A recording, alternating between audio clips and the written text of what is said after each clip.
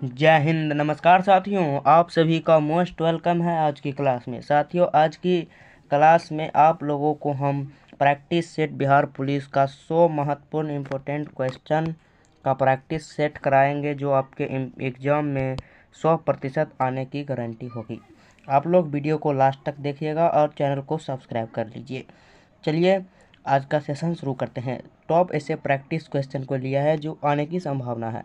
आप लोग वीडियो को लास्ट तक देखिएगा। चलिए सवाल नंबर 1 से शुरू करते हैं। सवाल नंबर 1 है, आप लोग देखिए। सवाल नंबर 1, अमेरिका के स्वतंत्रता संग्राम के नेता कौन थे? सवाल नंबर 1 देखिए, अमेरिका के स्वतंत्रता संग्राम के नेता कौन थे? इसका आंसर हो जाएगा Washington. Option number D, Washington. और इसका साथ में व्याख्या भी करते चलेंगे कि आप लोगों को और अच्छे से समझ में आएगा और कोई भी क्वेश्चन नहीं छूटेगा। अमेरिका के स्वतंत्रता संग्राम के नेता कौन थे? वाशिंगटन। अब इसका व्याख्या, अमेरिका के प्रथम राष्ट्रपति जॉर्ज वाशिंगटन थे। जॉर्ज वाशिंगटन अमेरिका के स्वतंत्रता संग्राम के प्रमुख नेता थे। अब देखिए सवाल नंबर 2 क्या कह रहा है। सवाल नंबर 2 कह रहा है, 15वीं शताब्दी में कौन से व्यापारी सबसे पहले हिंद चीन पहुँचे? सवाल ध्यान से देखिए, 15वीं शताब्दी में कौन से व्यापारी सबसे पहले हिंद चीन पहुँचे? आप लोग जवाब दीजिए। 15वीं शताब्दी में सबसे पहले कौन व्यापारी हिंद चीन पहुँचे? ओके, थोड़ा जूम कर देते हैं, अच्छे से दिखिएगा। आंसर हो जाएगा ऑप्शन नंबर, इसका आंसर हो जाएगा ऑप्शन नंबर ए, पुर्तगाली। ऑप्शन नंबर ए इसका राइट आंसर हो जाएगा, पुर्तगाली। 15वीं शताब्दी में पुर्तगाली व्यापारी सबसे पहले हिंद चीन पहुँचे। सर्वप्रथम भारत के समुद्री मार्ग की खोज 1498 ईस्वी में, ध्यान देते चलिए, 1498 ईस्वी में पुर्तगाली यात्री वास्को डी गामा ने की थी। सवाल यहाँ से बन सकता है कि भारत की खोज वास्को डी गामा ने की थी। वर्तमान के स्वतंत्र देश वियतनाम, लाओस, कंबोडिया देश हिंद चीन में फ्रांस के अधीन थे। चलिए सवाल नंबर 3, बारदौली सत्याग्रह। बारदौली सत्याग्रह के प्रमुख मुख्य भूमिका किसने निभाई? बारदौली सत्याग्रह में मुख्य भूमिका किसने निभाई थी? सरदार वल्लभ भाई पटेल। ऑप्शन नंबर ए, सरदार वल्लभ भाई पटेल। सर व्याख्या, बारदौली सत्याग्रह 1928 ईस्वी में। आप लोग ध्यान दीजिएगा, बारदौली सत्याग्रह कब हुआ था? 1928 ईस्वी में, इम्पोर्टेंट है। बारदौली सत्याग्रह 1928 में हुआ। इसमें मुख्य भूमिका सरदार वल्लभ भाई पटेल ने निभाई। यह सत्याग्रह गुजरात में हुआ। गुजरात में किसानों ने जमीन को मालगुजारी बढ़ाने के सरकार के निष्पक्ष का विरोध किया। चलिए अगला क्वेश्चन देखिए। सवाल नंबर 4, अमेरिका में नागरिक अधिकार आंदोलन किसके द्वारा शुरू किया गया था? अमेरिका में नागरिक अधिकार आंदोलन किसके द्वारा शुरू किया गया था? आंसर हो जाएगा, आप लोग जवाब दीजिएगा। आंसर मैं से आंसर बता दूंगा यहाँ पर, लेकिन आप लोग जवाब दीजिएगा तो आप लोग ज़्यादा याद होगा। अमेरिका में नागरिक अधिकार आंदोलन किसके द्वारा शुरू किया गया था? ऑप्शन ए करेक्ट है, Martin Luther king junior. Option number ए, Martin Luther king junior, important question है। मार्टिन लूथर किंग जूनियर के द्वारा अमेरिका में नागरिक अधिकार आंदोलन शुरू किया। इस आंदोलन का उद्देश्य अलगाव, नस्ल और रंग के आधार पर अफ्रीकी अमेरिकियों के साथ भेदभाव को समाप्त करना। इम्पोर्टेंट क्वेश्चन है। चलिए अगला सवाल, इसका यदि आप लोगों को पीडीएफ चाहिए तो आप लोग हमें कमेंट कीजिएगा, मैं पीडीएफ प्रोवाइड कर दूंगा। अगला सवाल है सवाल नंबर 5, किस घटना ने राष्ट्रवाद की अवधारणा को जन्म दिया? सवाल को ध्यान से पढ़िए। किस घटना ने राष्ट्रवाद की अवधारणा को जन्म दिया? ऑप्शन बी हो जाएगा, फ्रांस की क्रांति। फ्रांस की क्रांति व्याख्या देख लेते हैं। फ्रांस की क्रांति ने राष्ट्रवाद की अवधारणा को जन्म दिया। फ्रांस की क्रांति 1789 में हुई। फ्रांस की क्रांति 1789 में हुई। इस क्रांति में कहा गया कि देश के लोगों के द्वारा ही राष्ट्र का निर्माण होगा और वे ही इनकी नियति तय करेंगे। इस क्रांति के परिणाम स्वरूप सत्ता राजतंत्र में मिलकर फ्रांसीसी नागरिक में हस्तांतरित हो गई। चलिए सवाल नंबर 6, बिस्मिल्लाह खां। आप लोग अभी से ध्यान दीजिएगा, वीडियो को लास्ट तक देखिएगा, वीडियो इम्पोर्टेंट है। बिस्मिल्लाह खां कौन सा वाद्य बजाते थे? यानी बिस्मिल्लाह खान क्या बजाते थे? शहनाई बजाते थे, इसराज बताते थे, या पखवाज, या सारंगी? बिस्मिल्लाह खां का शहनाई, ऑप्शन नंबर सी। बिस्मिल्लाह खां शहनाई वाद्य बजाते थे। इन्हें भारत रत्न से भी सम्मानित किया गया था। इनका जन्म 1916 में डुमरांव बिहार में हुआ। वह मृत्यु 2006 वाराणसी में हुई।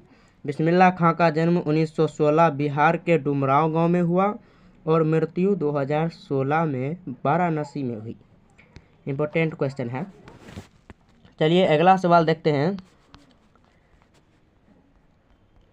सवाल नंबर 7 देखते हैं। सवाल नंबर 7, हाँ सवाल नंबर 7 यहाँ पर है। सवाल नंबर 7, घोषणा पत्र, साम्यवादी घोषणा पत्र के लेखक कौन थे? साम्यवादी घोषणा पत्र के लेखक कौन थे? आप लोग जवाब दीजिए। साम्यवादी घोषणा पत्र के लेखक कौन थे?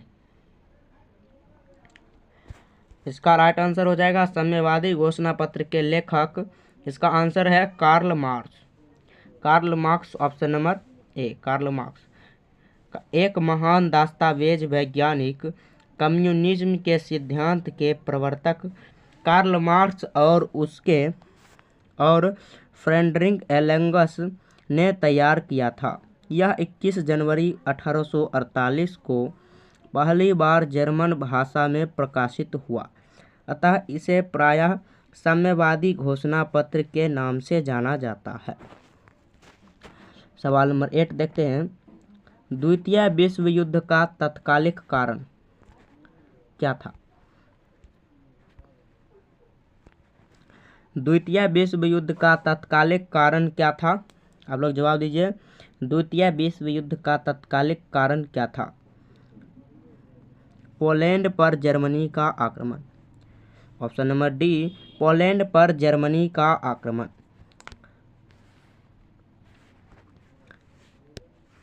1 सितंबर 1939 को जर्मनी ने पोलैंड पर आक्रमण किया। इसी से यूरोप में द्वितीय विश्व युद्ध की शुरुआत हुई। यह महायुद्ध 1939 से 1945 तक चला। आपको क्वेश्चन बन सकता है कि द्वितीय विश्व कितने दिनों तक चला? तो 1939 से 1945 के बीच। यह युद्ध धुरी राष्ट्र जर्मनी, इटली और जापान तथा मिस्र राष्ट्र, फ्रांस, ग्रेट ब्रिटेन, अमेरिका, रूस, चीन के मध्य हुआ था।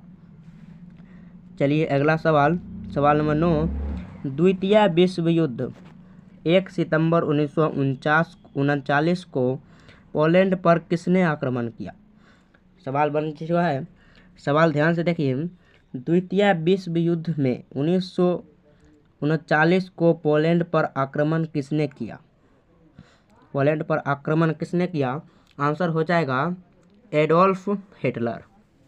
एडोल्फ हिटलर ने जर्मनी का जो राष्ट्रपति था उसने पोलैंड पर आक्रमण किया। 1 सितंबर 1939 को जर्मनी के तानाशाह हिटलर ने पोलैंड पर आक्रमण किया। इसी से यूरोप की द्वितीय विश्व युद्ध की शुरुआत हुई। यह युद्ध 1939 से 1945 तक चला था। सवाल नंबर 10 देखने की कोशिश कीजिए। सवाल नंबर 10 पढ़िए आप लोग। हमारा सौरमंडल किस ग्रह को लाल ग्रह के रूप में जाना जाता है? हमारे सौरमंडल के किस ग्रह को लाल ग्रह के रूप में जाना जाता है? मंगल, ऑप्शन नंबर सी, मंगल। सौर ग्रह में 8 ग्रह हैं। सौर ग्रह में 8 ग्रह हैं, जो मंगल, बुध, बृहस्पति, शुक्र, शनि, अरुण, वरुण, पृथ्वी है। मंगल ग्रह को लाल ग्रह कहा जाता है, पृथ्वी को नीला ग्रह कहा जाता है, शुक्र ग्रह को पृथ्वी की बहन कहा जाता है। चलिए अगला सवाल देखते हैं, सवाल नंबर 11। एल नियो शब्द है। एल नियो शब्द ऑप्शन ए चीनी, स्पेनिश, अंग्रेजी, फ्रेंच। एल नियो शब्द है स्पेनिश। एल नियो शब्द कौन सा शब्द है? स्पेनिश। उष्ण कटिबंधीय प्रशांत के भूमि मध्य क्षेत्र के समुद्र के तापमान और वायुमंडलीय परिस्थितियों में आए बदलाव के लिए उत्तरदायी समुद्री घटना को एल नीनो कहते हैं। एल नीनो कहते हैं। एल नीनो शब्द स्पेनिश भाषा का है। चलिए अगला सवाल देखिए, सवाल नंबर 12। राजेंद्र सेतु किस नदी पर स्थित है? राजेंद्र सेतु किस नदी पर स्थित है? गंगा नदी पर। राजेंद्र सेतु किस नदी पर स्थित है? गंगा नदी पर। आप लोगों को यदि सवाल अच्छा लग रहा है और क्वेश्चन की मेरा प्रेजेंट करने का तरीका अच्छा लग रहा है तो आप लोग कमेंट बताइएगा। यदि कुछ सुधार करने की ज़रूरत है तो आप लोग कमेंट कीजिएगा। राजेंद्र सेतु किस नदी पर स्थित है? गंगा नदी पर। राजेंद्र सेतु गंगा नदी पर स्थित है। यह बिहार के मोकामा में बना है। यह रेल सह सड़क पुल है। यह उत्तर बिहार के दक्षिण बिहार को जोड़ता है। यह उत्तर बिहार से दक्षिण बिहार को जोड़ता है। चलिए अगला सवाल देखिए, अलकनंदा नदी भागीरथी नदी से मिलती है। अलकनंदा नदी भागीरथी नदी से मिलती है। ऑप्शन ए रुद्रप्रयाग में, ऑप्शन बी देवप्रयाग में, ऑप्शन सी कर्णप्रयाग में, ऑप्शन डी विष्णुप्रयाग में। चलिए इसका व्याख्या और जवाब यहीं पर देखते हैं। इसका व्याख्या यहाँ पर करते हैं। नीलनंदा नदी। नीलनंदा नदी अलकनंदा नदी संतोपथ ग्लेशियर से निकलती है। अलकनंदा नदी और भागीरथी नदी देवप्रयाग से मिलती है। अलकनंदा को धौली गंगा नदी विष्णुप्रयाग में, अलकनंदा और पिंडारी कर्णप्रयाग में मिलती है। गंगा और यमुना प्रयागराज इलाहाबाद में मिलती है। अगला सवाल देखिए, सवाल नंबर 14। भारत की जलवायु है। भारत की जलवायु है, इम्पोर्टेंट है। भारत की जलवायु है। भारत की जलवायु उष्णकटिबंधीय मानसूनी। ऑप्शन सी उष्णकटिबंधीय मानसूनी।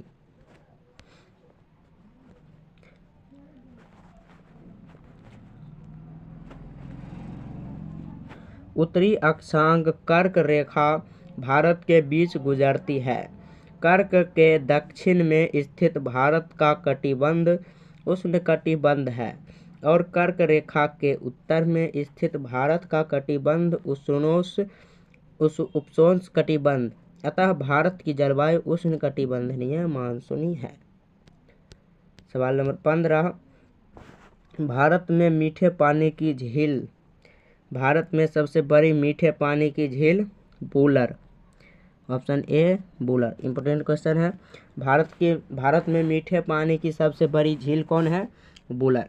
भारत में मीठे पानी की झील वूलर है, जो जम्मू कश्मीर राज्य में स्थित है। भारत में खारे पानी की सबसे बड़ी झील चिल्का झील है। चिल्का झील जो ओडिशा में है, जहाँ पर आर्मी और नेवी की तैयारी होती है, ट्रेनिंग होती है। चलिए अगला सवाल देखिए, सवाल नंबर 16। हिमालय पर्वत की उत्तरी पर्वतमाला का नाम है। हिमालय पर्वत की उत्तरी पर्वतमाला का नाम हिमाद्री। हिमालय पर्वत भारत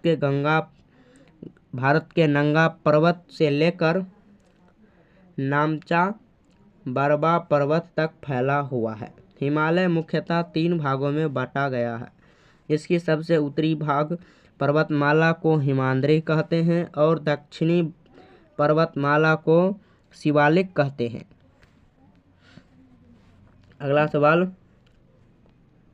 किसे फॉरेस्ट मैन ऑफ इंडिया कहा जाता है? किसे फॉरेस्ट मैन ऑफ इंडिया कहा जाता है? यादव पायोग। यादव पायोग को फॉरेस्ट मैन ऑफ इंडिया कहा जाता है। फॉरेस्ट मैन ऑफ इंडिया के नाम से असम के पर्यावरणीयविद कार्यकर्ता यादव मौलाई पायोग को जाना जाता है। इन्हें पद्मश्री से भी सम्मानित किया गया है। चलिए सवाल हमारा 18, उच्च न्यायालय के मुख्य न्यायाधीश को उसके पद से हटाया जा सकता है। उच्च न्यायालय के मुख्य न्यायाधीश को उसके पद से हटाया जा सकता है महाभियोग के द्वारा। ऑप्शन ए महाभियोग के द्वारा।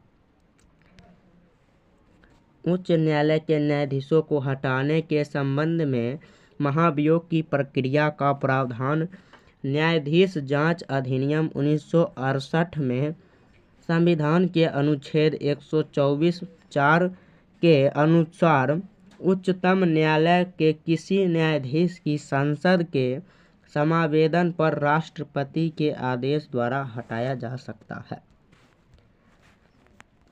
चलिए अगला सवाल देखिए, भारत की प्रथम महिला राष्ट्रपति कौन है?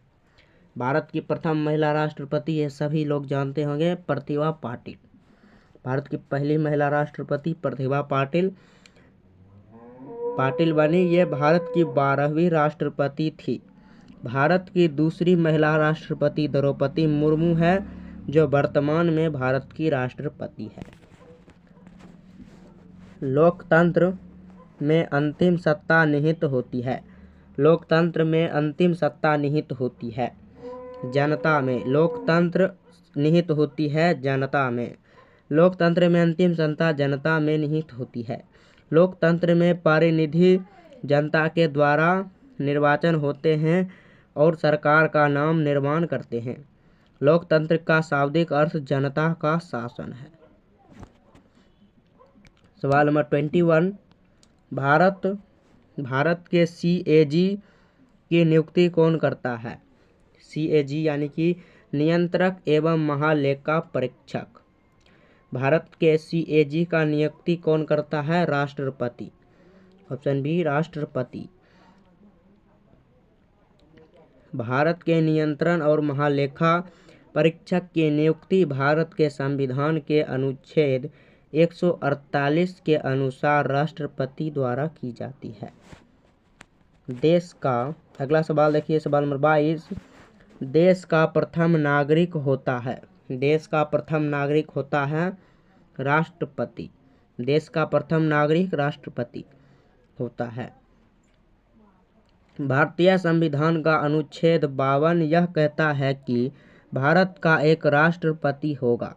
राष्ट्रपति राष्ट्र का संवैधानिक प्रमुख होता है। राष्ट्रपति राष्ट्र का संवैधानिक प्रमुख होता है। चलिए अगला सवाल देखिए, सवाल नंबर 23, भारत की लोकसभा की प्रथम महिला अध्यक्ष कौन रही? भारत के प्रथम महिला लोकसभा अध्यक्ष मीरा कुमार। महिला अध्यक्ष Meera Kumar. Option number B. Bharat की लोकसभा की स्थापना 17 अप्रैल 1952 को हुई। वर्ष 1952 में आम चुनाव होने के बाद देश को अपनी पहली लोकसभा मिली। भारत की लोकसभा की प्रथम महिला अध्यक्ष मीरा कुमार थी। यह बिहार के सासाराम लोकसभा क्षेत्र से निर्वाचन हुई थी। इम्पोर्टेंट क्वेश्चन है, ध्यान दीजिएगा। चलिए अगला सवाल देखते हैं, निम्न में से कौन से राष्ट्रपति सबसे कम समय के लिए पद रहे? निम्न में से कौन से राष्ट्रपति सबसे कम समय के लिए पद रहे हैं? Doctor Zakir Hussain. Option number C doctor Zakir Hussain. Bharat के प्रथम मुस्लिम राष्ट्रपति डॉक्टर जाकिर हुसैन थे। यह भारत के तीसरे राष्ट्रपति भी थे। यह भारत के पद पर सबसे कम समय के लिए रहे, क्योंकि पद पर रहते हुए इनका निधन हो चुका था। इनका कार्यकाल 13 मई 1967 से 13 मई 1969 तक रहा। अगला सवाल देखिए, आपातकाल के दौरान मूल अधिकार के प्रवर्तक को निलंबित किया जा सकता है? किसके द्वारा किया जा सकता है? राष्ट्रपति द्वारा। संविधान के अनुच्छेद 352 में उल्लेखित है कि बाह्य आक्रमण या सशस्त्र देखिए आगे, सशस्त्र विद्रोह के कारण संपूर्ण भारत या भारत के किसी हिस्से की सुरक्षा खतरे में हो तो राष्ट्रपति राष्ट्रीय आपातकाल की घोषणा कर सकता है। इस दौरान मूल अधिकार के प्रवर्तक को निलंबित किया जा सकता है। संपत्ति, सवाल नंबर 26। संपत्ति का अधिकार अब एक कानून अधिकार है। संपत्ति का अधिकार अब एक कानूनी अधिकार है। 44वें संविधान संशोधन 1978 में संपत्ति के अधिकार को मौलिक अधिकार से विधिक अधिकार में परिवर्तित कर दिया गया है। अब इसे अनुच्छेद 300A के अंतर्गत रखा गया है। पहले अनुच्छेद 31 के अंतर्गत एक मौलिक अधिकार था। चलिए नेक्स्ट क्वेश्चन देखते हैं। लोकसभा अध्यक्ष अपना त्यागपत्र किसे प्रस्तुत करते हैं? लोकसभा अध्यक्ष अपना त्यागपत्र किसे प्रस्तुत करते हैं? लोकसभा उपाध्यक्ष को। ऑप्शन नंबर बी, लोकसभा उपाध्यक्ष को। लोकसभा अध्यक्ष अपना त्यागपत्र लोकसभा उपाध्यक्ष को तथा लोकसभा उपाध्यक्ष अपना त्यागपत्र लोकसभा अध्यक्ष को प्रस्तुत करता है। चलिए सवाल हमारा 28। उपराष्ट्रपति का कार्यकाल होता है। उपराष्ट्रपति का कार्यकाल 5 वर्षों का होता है। ऑप्शन नंबर डी, उपराष्ट्रपति का कार्यकाल 5 वर्षों का होता है। भारत के संविधान के अनुच्छेद 63 में यह उल्लेखित है कि भारत का एक उपराष्ट्रपति होगा। भारत का उपराष्ट्रपति राज्यसभा का पदेन सभापति होगा। इसका कार्यकाल 5 वर्षों का होता है, किंतु वह अपनी पदविधि में किसी भी समय अपना त्यागपत्र राष्ट्रपति को दे सकता है। चलिए सवाल नंबर 22। विश्व में किस देश में सर्वप्रथम लिखित संविधान लागू हुआ था? विश्व में किस देश में सर्वप्रथम लिखित संविधान लागू हुआ था? वो देश है अमेरिका। विश्व में सर्वप्रथम लिखित संविधान अमेरिका में हुआ। अमेरिका का सबसे छोटा लिखित संविधान है। सबसे लंबा लिखित संविधान भारत का है और लिखित संविधान ब्रिटेन का है। क्वेश्चन बन सकता है यहाँ से भी। चलिए सवाल नंबर 30 देखते हैं। सवाल नंबर 30 है, भारत सरकार का प्रथम लीगल ऑफिसर है। भारत सरकार का प्रथम लीगल ऑफिसर भारत का महान्यवादी भारत सरकार का प्रथम लीगल ऑफिसर अर्थात कानून अधिकारी होता है। भारत के संविधान के अनुच्छेद 76 में महान्यायवादी पद उल्लेख है। चलिए सवाल नंबर 31। किसानों द्वारा एक वर्ष में 3 विभिन्न फसलों उगाने के पीछे मुख्य कारण क्या है? किसानों द्वारा एक वर्ष में 3 विभिन्न फसल उगाने का मुख्य कारण क्या है? सुविकसित सिंचाई प्रणाली। सुविकसित सिंचाई प्रणाली। ऑप्शन नंबर ए। किसानों द्वारा एक वर्ष में 3 विभिन्न फसल उगाने के पीछे मुख्य कारण है इस प्रकार। चलिए मुख्य कारण इस प्रकार है, देखते हैं। आप लोग सेशन को लाइक कर दीजिए और शेयर कर दीजिए। सुविकसित सिंचाई प्रणाली है किसी भूमि पर एक वर्ष में एक से अधिक फसल पैदा करने की प्रणाली बहुविध फसल प्रणाली कहलाती है।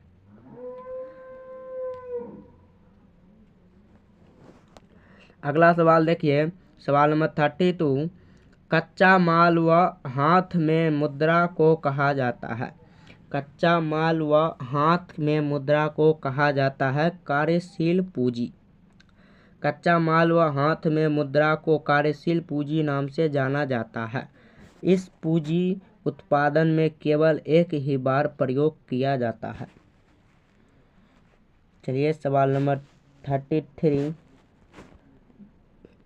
भारत जैसे देश में सर्वाधिक प्रचुर मात्रा में उपलब्ध उत्पादन का साधन है। भारत जैसे देश में सर्वाधिक प्रचुर मात्रा में उपलब्ध उत्पादन का साधन है श्रम। भारत जैसे देश में सर्वाधिक प्रचुर मात्रा में उत्पादन का साधन श्रम है। वर्तमान में भारत विश्व में सबसे अधिक जनसंख्या वाला देश है। चलिए अगला सवाल देखते हैं। श्वेत क्रांति। श्वेत क्रांति निम्नलिखित में किसके अधिक उत्पादन से संबंधित है? आप लोग जवाब दीजिए। श्वेत क्रांति निम्नलिखित में किसके अधिक उत्पादन से संबंधित है? दूध। भारत में श्वेत क्रांति के जनक डॉक्टर बगर्जी कुरियन थे। श्वेत क्रांति दूध से संबंधित है। दूध का उत्पादन बढ़ाने के लिए, इसे क्रांति की गति देने के लिए ऑपरेशन फ्लड चलाया गया था। डॉक्टर वर्गीज कुरियन की 121वीं जयंती पर 26 नवंबर 2022 को राष्ट्रीय दुग्ध दिवस मनाया जाता है। चलिए सवाल नंबर 35। वस्तु व सेवाओं के उत्पादन के लिए आवश्यक है। वस्तु और सेवाओं के उत्पादन के लिए आवश्यक है भूमि, श्रम व भौतिक पूंजी दोनों। इनमें से दोनों, ए और बी दोनों। भौतिक पूंजी भूमि और श्रम वस्तुओं और सेवाओं के उत्पादन के लिए आवश्यक कारक हैं। इसके अलावा उद्यम और ज्ञान की आवश्यकता होती है। चलिए सवाल नंबर 36। भारत में ऋण के औपचारिक स्रोतों की कार्यप्रणाली का सर्वेक्षण कौन करता है? भारत में ऋण के औपचारिक स्रोतों की कार्यप्रणाली का सर्वेक्षण कौन करता है? भारतीय रिजर्व बैंक। ऑप्शन डी, भारतीय रिजर्व बैंक। भारत में ऋण के औपचारिक स्रोतों का कार्यप्रणाली सर्वेक्षण देश के केंद्रीय बैंक के रूप में भारतीय रिजर्व बैंक करता है। इम्पोर्टेंट क्वेश्चन है, ध्यान रखिएगा। जीडीपी का सवाल नंबर 36। जीडीपी का तात्पर्य किससे है? सकल घरेलू उत्पाद। जीडीपी का तात्पर्य सकल घरेलू उत्पाद। एक देश की घरेलू सीमा में एक वर्ष की उत्पादित सभी अंतिम वस्तुओं तथा सेवाओं का बाजार मूल्य जीडीपी कहलाता है। जीडीपी का पूरा नाम ग्रॉस डोमेस्टिक प्रोडक्ट, सकल घरेलू उत्पाद है। इम्पोर्टेंट क्वेश्चन है, आने की संभावना है। चलिए अगला सवाल।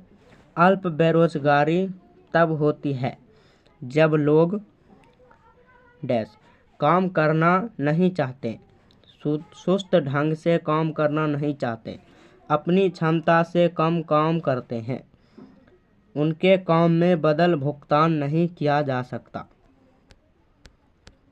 इसका आंसर हो जाएगा जब लोग अपनी क्षमता से अनुसार काम नहीं करता है, अर्थात थोड़ा बहुत काम मिलता है उसे अल्प बेरोजगारी कहते हैं। सवाल नंबर 39। भारत के ग्रामीण क्षेत्र में किस प्रकार की बेरोजगारी पाई जाती है? भारत के ग्रामीण क्षेत्र में किस प्रकार की बेरोजगारी पाई जाती है? मौसमी बेरोजगारी, छुपी हुई बेरोजगारी, दोनों, मौसमी और प्रच्छन्न बेरोजगारी, इनमें से दोनों। Option number C right answer हो जाएगा। जब श्रम शक्ति का एक हिस्सा या तो बेरोजगारी है या उस बिंदु पर आवश्यक रूप से काम कर रहा है, जहां उत्पादकता लगभग शून्य है, तो पक्ष बेरोजगारी कहते हैं। चलिए अगला सवाल देखिए, सवाल नंबर 40। टेस्ला ने किस शहर में इलेक्ट्रॉनिक वाहनों के लिए भारतीय सहायक कंपनी पंजीकृत है? टेस्ला ने किस शहर में इलेक्ट्रॉनिक वाहनों के लिए भारतीय सहायक कंपनी पंजीकृत की है? Bengaluru. Option number D Bengaluru. 2021 जनवरी 2021 में टेस्ला ने कर्नाटक राज्य के बेंगलुरु में इलेक्ट्रॉनिक वाहनों के लिए भारतीय सहायक कंपनी पंजीकृत की है। अगला सवाल, राष्ट्रीय आय का मतलब क्या है? राष्ट्रीय आय का मतलब उत्पादन के साधनों से आय। राष्ट्रीय आय का मतलब उत्पादन के साधनों से आय।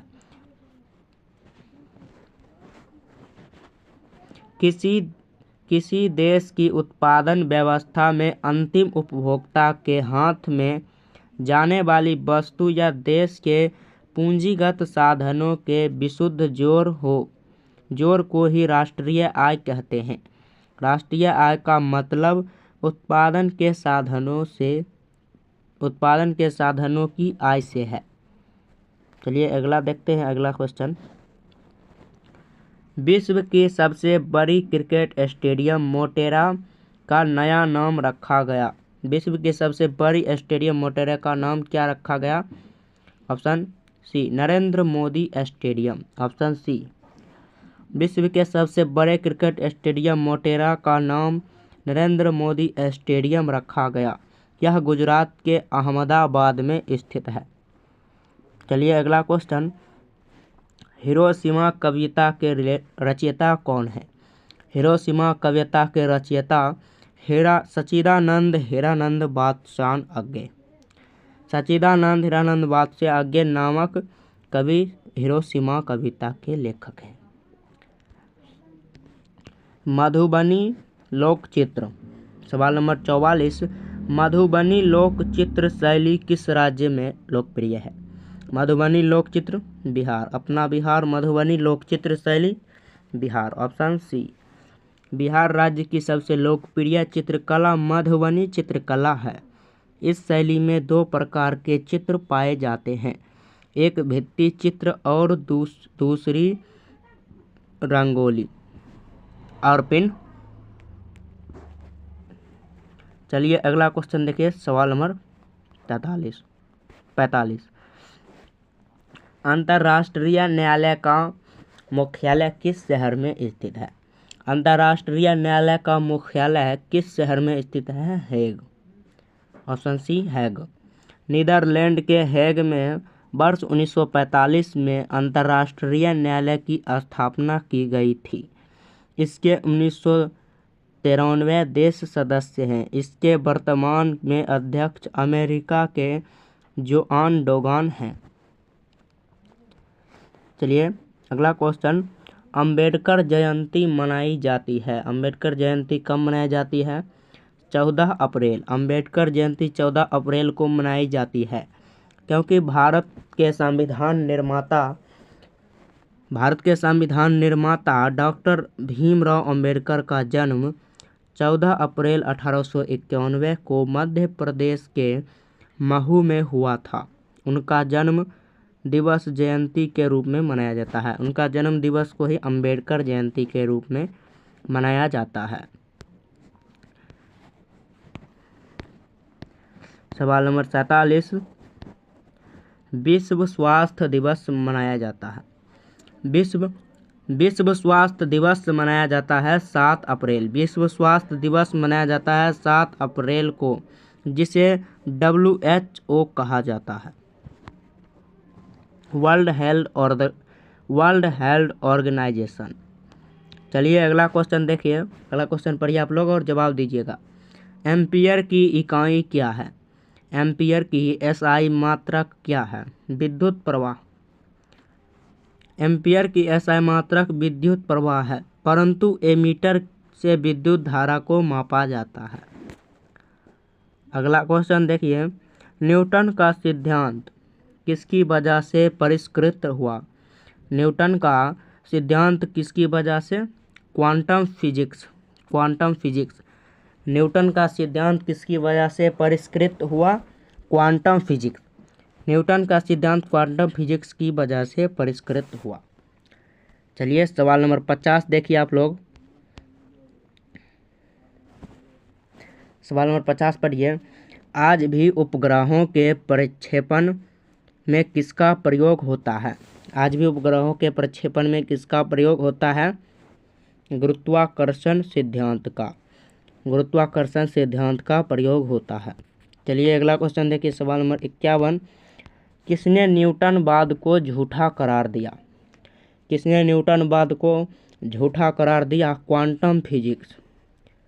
Quantum physics. क्वांटम फिजिक्स ने न्यूटनवाद को झूठा ठहरा दिया। अगला क्वेश्चन देखिए, सवाल नंबर 52।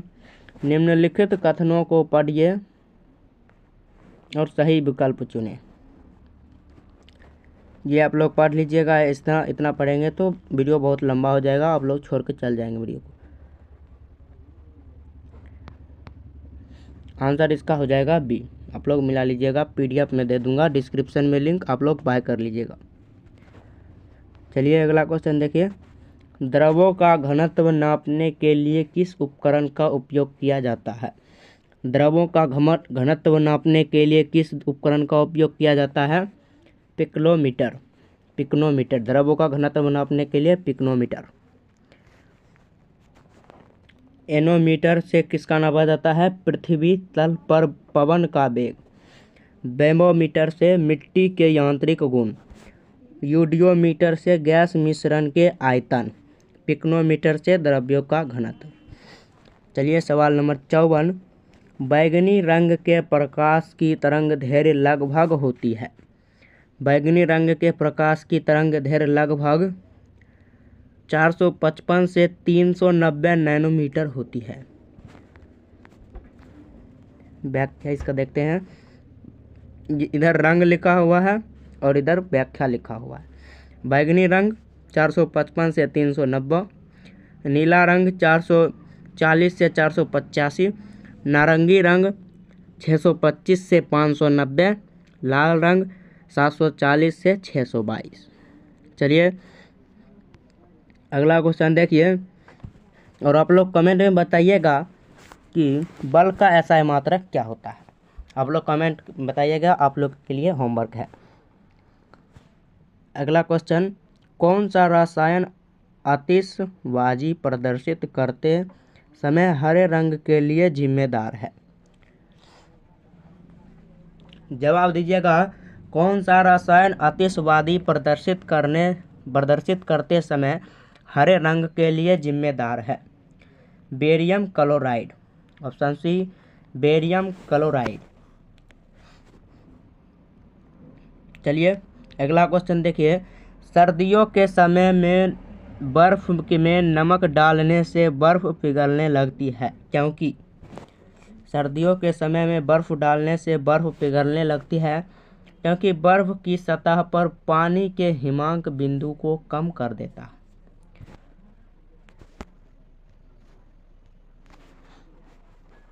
चलिए अगला क्वेश्चन देखिए, सवाल नंबर 54। निम्नलिखित में कौन सा तत्व एक अधातु है जो कक्षीय तापमान पर द्रव अवस्था में रहता है? ब्रोमीन। निम्नलिखित में कौन सा तत्व एक अधातु है जो कक्षीय तापमान पर द्रव अवस्था में रहता है? अधातु है ब्रोमीन। चलिए अगला क्वेश्चन देखिए, निम्नलिखित में किस तत्व की परमाणु त्रिज्या सबसे छोटी होती है? निम्नलिखित में किस तत्व की परमाणु त्रिज्या क्लोरीन सबसे परमाणु त्रिज्या क्लोरीन और ब्रोमीन, कैल्शियम, सोडियम, क्लोरीन अर्थात सबसे ज़्यादा परमाणु त्रिज्या ब्रोमीन की व सबसे कम क्लोरीन की होती है। अगला क्वेश्चन देखिए, CH3 COO CH2 CH3 का सूत्र है? ये आप लोग पढ़िए, इसका सूत्र है, इसका सूत्र क्या है, मिथाइल इथेनोट। मिथाइल इथेनोट, मिथाइल इथेनोट का ये सूत्र है CHCOOCH2CH3। सवाल नंबर 60, मक्खन का उदाहरण है, मक्खन का उदाहरण है पायस।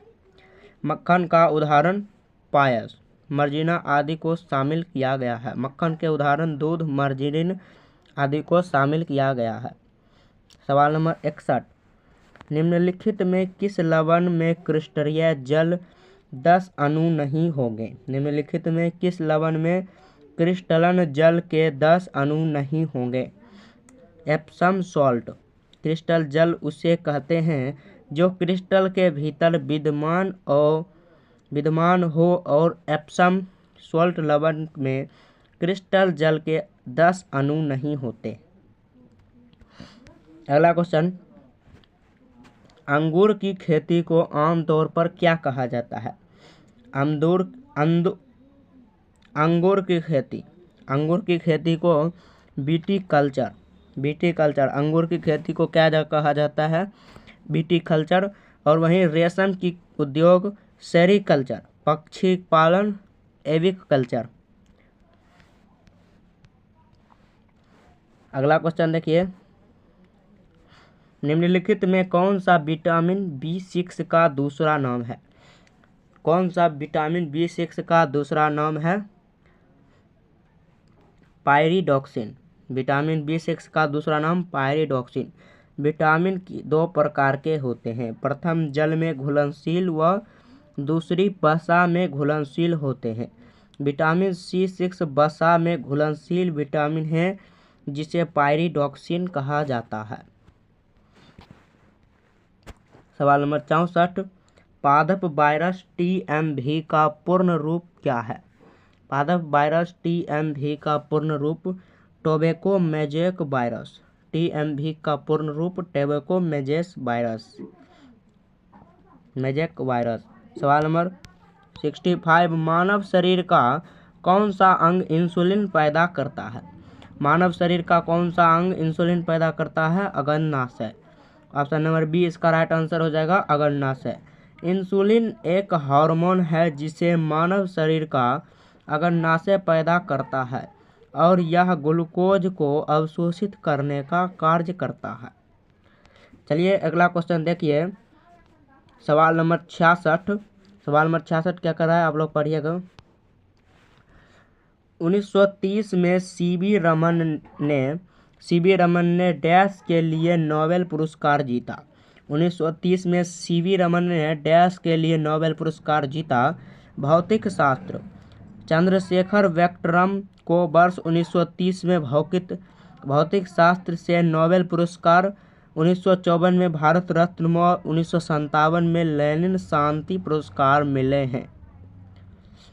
चलिए अगला क्वेश्चन देखिए, सवाल नंबर 67, रक्त समूह प्रणाली की खोज डैश ने की। रक्त समूह प्रणाली की खोज डैश ने की, कार्ल लेजेंस्टर ने रक्त समूह की खोज की।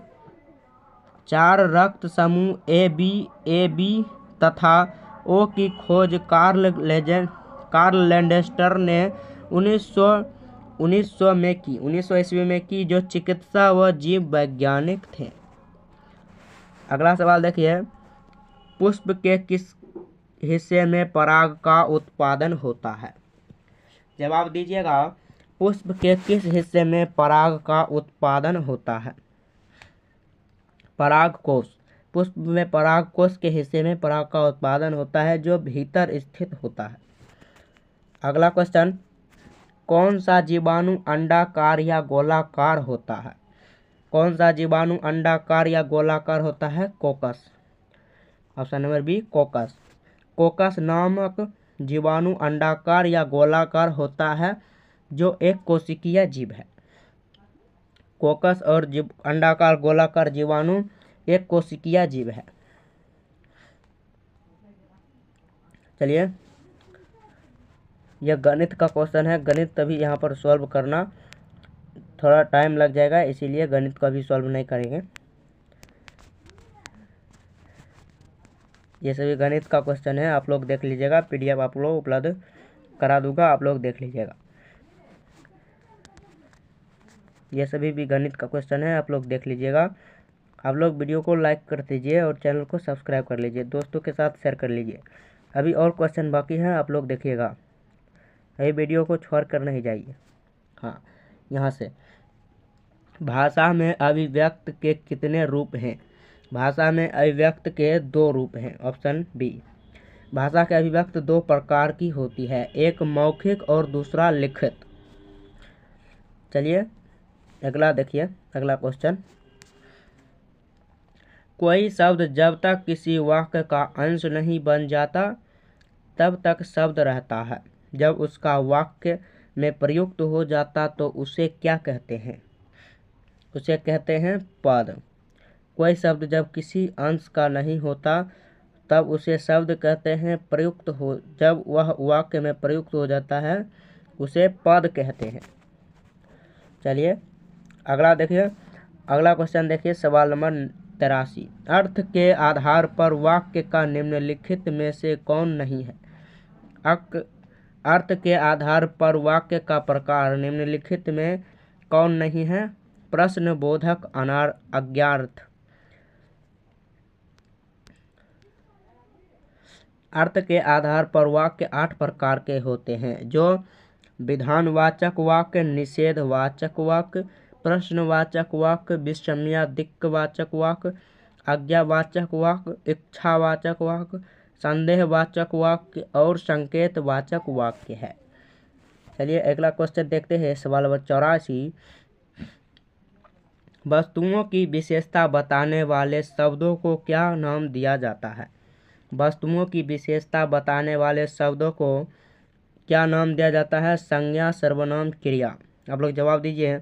वस्तुओं की विशेषता बताने वाले शब्द को क्या कहा जाता है? इनमें से कोई नहीं, ऑप्शन नंबर डी। वस्तुओं की विशेषता बताने वाले शब्द को विशेषण कहते हैं, इनमें से कोई नहीं कहते हैं लेकिन विशेषण कहते हैं। वस्तुओं की विशेषता बताने वाले शब्द को विशेषण कहा जाता है, ध्यान दीजिएगा। किसी व्यक्ति, वस्तु, स्थान, जाति आदि के नाम को संज्ञा कहते हैं। संज्ञा के स्थान पर प्रयुक्त होने वाला शब्द को सर्वनाम कहते हैं। अगला क्वेश्चन देखिए, हिंदी का क्वेश्चन है। वह घर पहुंच गया, इस वाक्य में पहुंच गया किस क्रिया का उदाहरण है? किस क्रिया का उदाहरण है?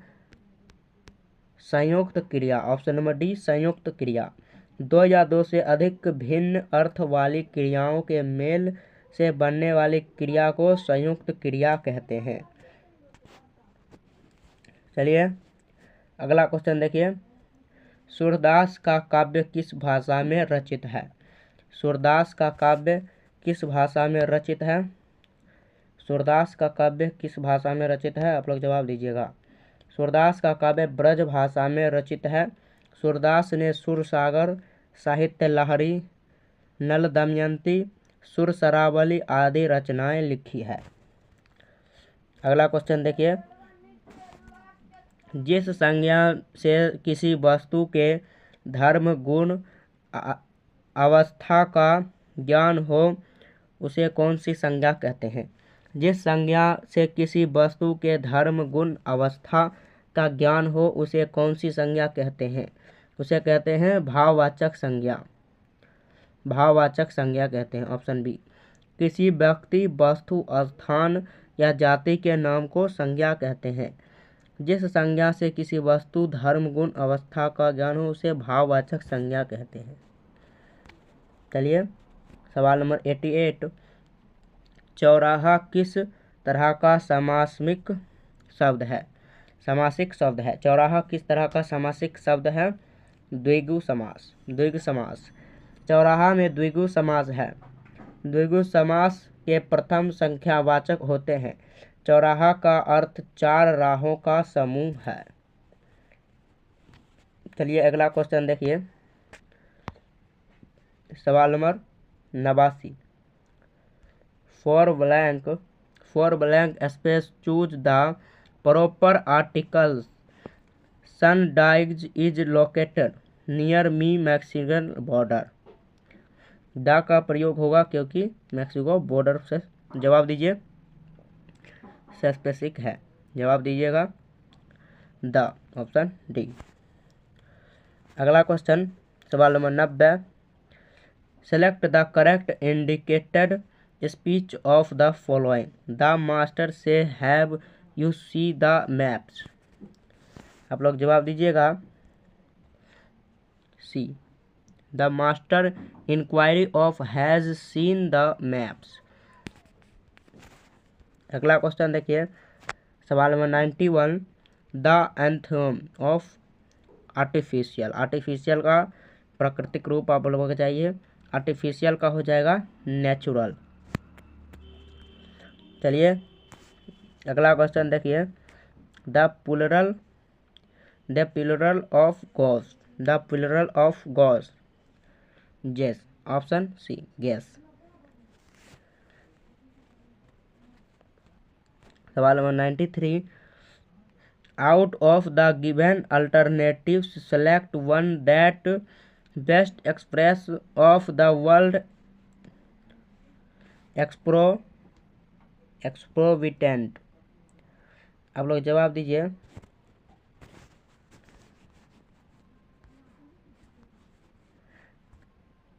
ऑड। ऑड हो जाएगा इसका right answer C.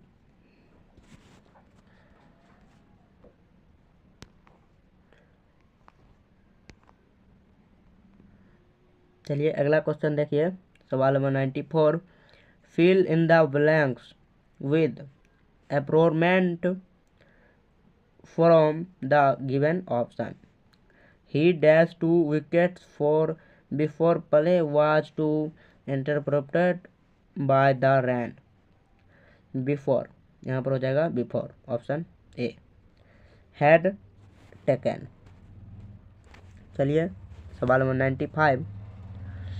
Fill in the blanks with appropriate preposition selected from the given option, including dash drink is of one the roads। आप लोग जवाब दीजिए इन। चलिए अगला question. Pick up the word from the choose which to similar to word asked increment. आप लोगों का जवाब हो जाएगा। आप लोग कमेंट कीजिए जवाब इसका क्या होगा। आप लोग इसका जवाब दीजिएगा। ये जवाब आप लोग के लिए होमवर्क है। चलिए सवाल नंबर 97। G20 शिखर सम्मेलन 2024 का आयोजन स्थल निम्नलिखित में कौन सा शहर था। G20 शिखर सम्मेलन 2024 स्थल निम्नलिखित में कौन सा शहर था। Rio de Janeiro, Brazil. G20 शिखर सम्मेलन ब्राजील में रियो डी जेनेरिया में, इसीलिए विकल्प सी उत्तर है। चलिए अगला क्वेश्चन देखते हैं सवाल नंबर 98। निम्नलिखित में किस वर्ष में अफ्रीकी संघ को G20 के अस्थायी सदस्य के रूप में स्वीकार किया। 2023, ऑप्शन सी। चलिए अगला क्वेश्चन देखिए सवाल नंबर 99। वैश्विक बहुआयामी गरीबी सूचांक 2024 के अनुसार निम्नलिखित में से किस देश में गरीबी की संख्या सर्वाधिक है। भारत, ऑप्शन नंबर डी इसका आंसर हो जाएगा भारत। भारत में गरीबी की संख्या सबसे अधिक है जो 234 मिलियन है। पाकिस्तान 93 मिलियन, इथियोपिया 86 मिलियन और नाइजीरिया 74 मिलियन है। गरीबों में सबसे संख्या कम भारत में है। अगला सवाल नंबर 100। दिसंबर 2024 में किस भारतीय राज्य ने मुख्यमंत्री युवा रोजगार सृजन कार्यक्रम शुरू किया, जिसका उद्देश्य युवाओं को अपना उद्योग शुरू करने के लिए वित्तीय सहायता और कौशल विकास प्रदान करना है। आंसर हो जाएगा बिहार, ऑप्शन नंबर ए। बिहार के मुख्यमंत्री युवा रोजगार सृजन कार्यकाल शुरू किया जिसका उद्देश्य राज्य के युवाओं को स्वरोजगार के अवसर प्रदान करना और आर्थिक रूप से सशक्त बनाना है। इसी योजना के तहत युवाओं को प्रशिक्षण और व्यवसाय स्थापित करने के लिए ऋण प्रदान किया जाएगा। चलिए, ये पूरा 100 क्वेश्चन हो गया है। आज यदि ये सेशन आप लोगों को अच्छा लगा हो तो सेशन को लाइक कर दीजिए और अपने दोस्तों के साथ शेयर कर दीजिए। मिलते हैं नेक्स्ट वीडियो में, तब तक के लिए जय हिंद, वंदे मातरम।